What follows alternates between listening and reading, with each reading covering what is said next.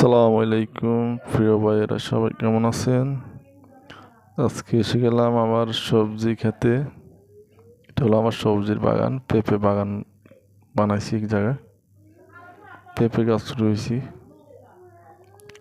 কাতার থেকে আসার পরে কাজ করতেছি এক জায়গায়, কাছের ফাঁকে আমাদের রাস্তা সাইডে একটু জায়গা আছে, এটার ভিতরে পেঁপে গাছ রোপণ করছি।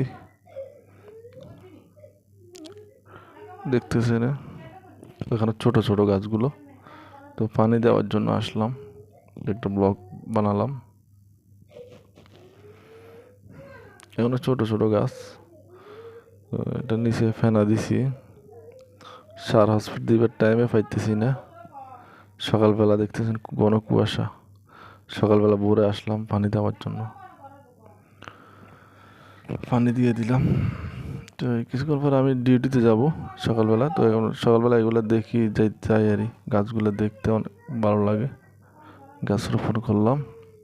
এটা হলো রোডের সাথে, এটা হলো তো আমাদের বাড়ি থেকে বাড়ির দরজায় রোডটা। তো সালাম আলাইকুম, সবাই ভালো থাকেন।